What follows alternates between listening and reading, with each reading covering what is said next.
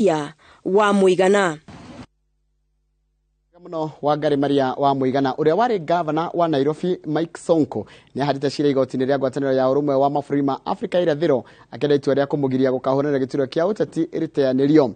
Sonko igoti ritugiru niratuire ati mundu uhaguritwo kuma ofici-inĩ ya muingi ni undu wa mitugo itari nawa itaratwara na ofici iria ahokeirwo ndagiriire gukorwo akihuranira gukuhiriria uramati wa indo cia muingi. Rusu ikorenda itua riri riteanĩrio akinyitirira ati kihoto giake ni cikoretwo ikiagararwo kuma riria mutaratara wa kumuhagura wahandirwo.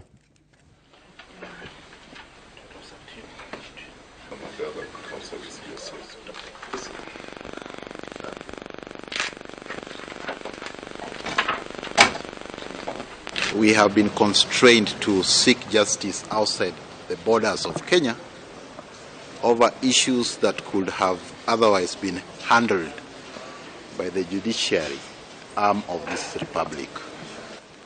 The punishment provided for an impeachment is more permanent than it is in any other offenses. That once somebody is impeached, he cannot hold a public office. You know very well that is a punishment in eternity.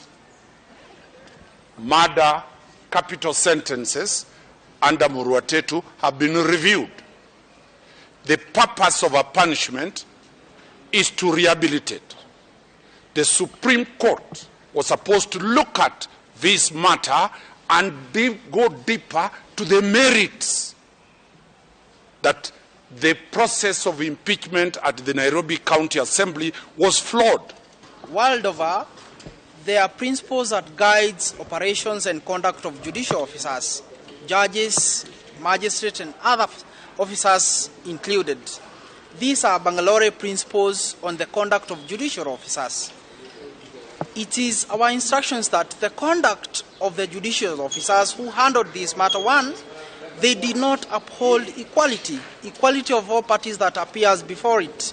Two, they did not uphold integrity of the system, integrity of the parties, integrity of every aspect of our client's case.